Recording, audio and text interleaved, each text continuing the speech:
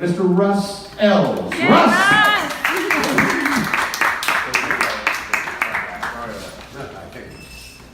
Stand behind me while I do it. I could use a hype man. A little hype. What are you, Facebook Living? What are you doing? This is what you... Alright. I'm copyrighted. This material's copyrighted. I wasn't ready for this. I feel the pressure. I wasn't gonna be I was gonna do some lightly offensive. I was like worried about that. And I was like, oh good, Ed did 15 minutes on his dick.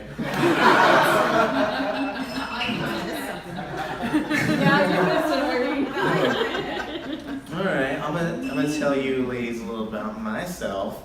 I went to film school here at Long Beach State. It was weird going to, film school and like spending $40,000 on film school. Only to have all your friends like just tease you anytime you have a camera in your hand, be like, oh, would you just make a porno? just make a porno.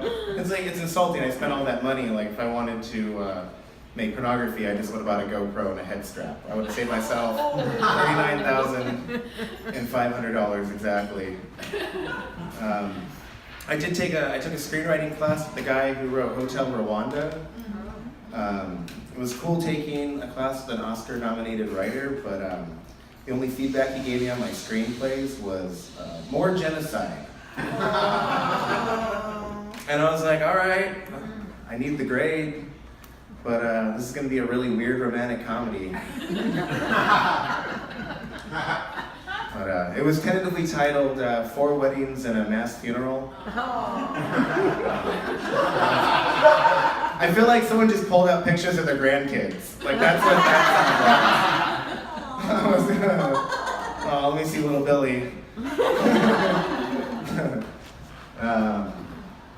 me see. I'm a bartender. Been doing that for a long time.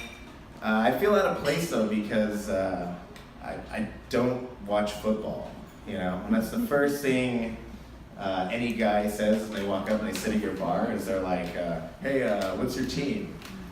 And I don't have a team, so their second question is always, oh, are you gay?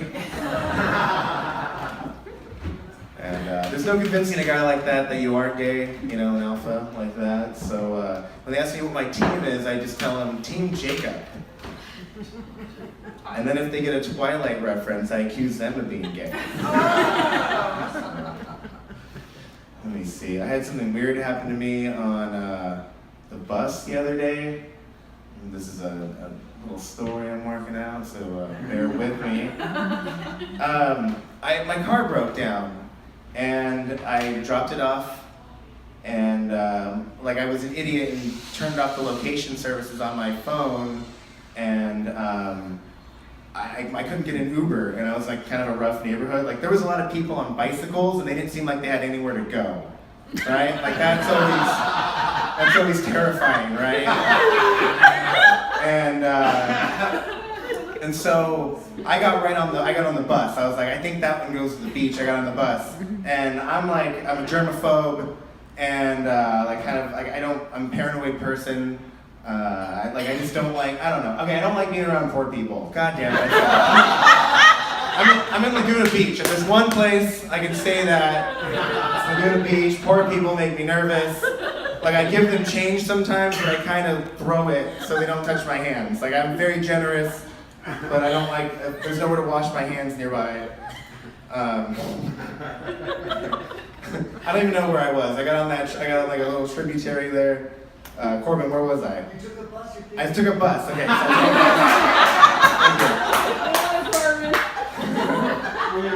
So we do that for each other. We're like, he's on book, he's on script,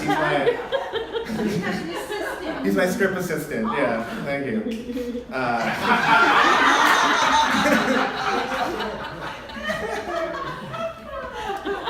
So I'm on the bus, right? I'm on the bus for like 3 seconds. I'm already like, I don't like being on the bus. I already know I don't want to be there. And I sit down and people start filing in, and we're right next to Westminster, so a very elderly Asian woman gets on the bus, right, and they're filling in, and then they take off before like she grabs on to anything or sits down, And so she goes flying forward like in like a ski jump stance, and she's gonna eat shit like right face first, but then she grabs onto my penis. And she's like defying gravity with like the way she is. And it's like Michael Jackson and Smooth Criminal. Like that's how like she is. And she's fully. And then the weirdest part about it is that like we're like 6 inches away from each other. Like we're making eye contact, and then I just kind of give her a look like, well, what are you gonna do? I put my hand on her shoulder to push her off because that way she could let go, but she didn't. She was clinging for dear life. And she was very elderly, but she must have been a seamstress because she had very strong hands. Like, she had such strong fingers. Like, she was definitely coming from a garment factory. There was a 100% chance.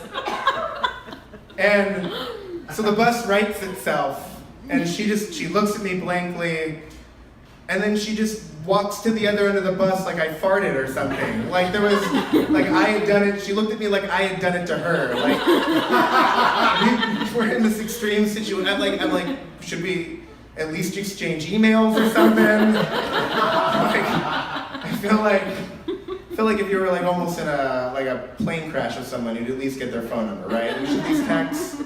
That was a thing we went through. Like we're close now.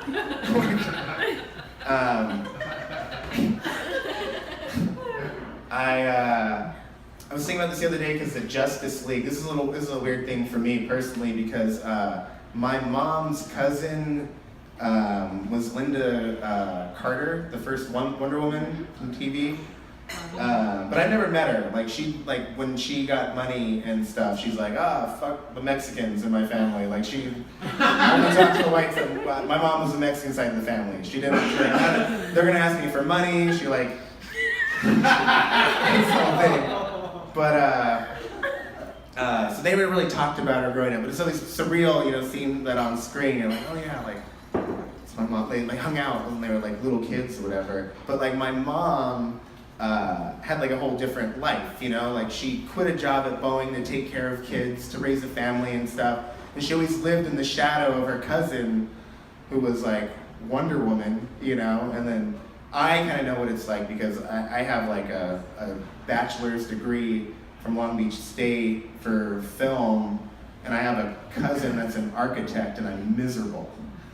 I'm goddamn miserable. Like that's just like he just did 3 more years of school, and then my mom's cousin happened to be an Amazonian princess god killer. Like it's a whole different level, It's a whole different level of insecurity. All right, that was new. I didn't know the word. It's true. It's true. That's all that matters. I'm just here to tell the truth. All right, I'm gonna end on this. This is a weird thing happened the other day. My cheese grater went missing. You know what I mean? Like I didn't have a cheese grater, and so I spent right. So I spent 2 days like knifing cheese, like I was in the Outback, like kind of shaving. Yeah, see, she knows.